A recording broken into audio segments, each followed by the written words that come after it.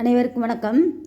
Tamil KSR சேனலில் கண்ணதாசனுடைய அனுபவ மொழிகள் என்ற தலைப்பில் இருக்கின்ற கருத்துக்களைத்தான் பார்த்துக்கிட்டு இருக்கோம். அவர் வாழ்க்கைக்கு பயன்படக்கூடிய கருத்துக்கள். இதில் பக்தி என்று சொல்லக்கூடிய தலைப்பில் தான் தொடர்ந்து பார்த்துக்கிட்டு இருக்கோம். இன்றைய பக்தி என்ற தலைப்பில் சொல்லக்கூடிய கருத்துக்கள்.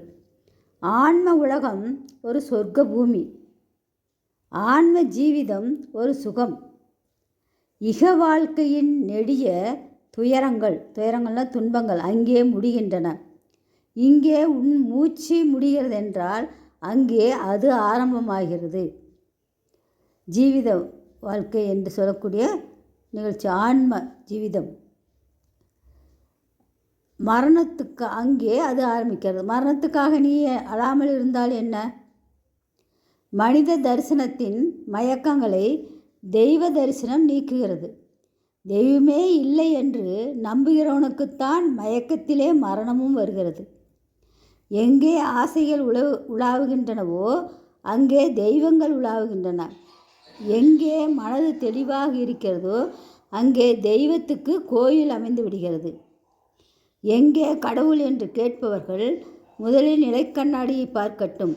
கண்ணாடி கடவுளானால் உன் முகம் தெரிகின்றது. நீயே கடவுளானால் கண்ணாடி அதை உனக்கு பிரதி காட்டுகின்றது. நீ பயணம் போகும் சாலைகளை ஒரு முறை திரும்பி பார்த்தால் வந்த தூரம் மட்டுமே தெரிகிறது.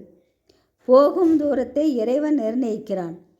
போய் சேர்ந்த பின் நீ அவனை கண்டுபிடிக்கிறாய். போகும் முன்னாலேயே கண்டுபிடிப்பதே இந்துவின் தெய்வ தரிசனம்.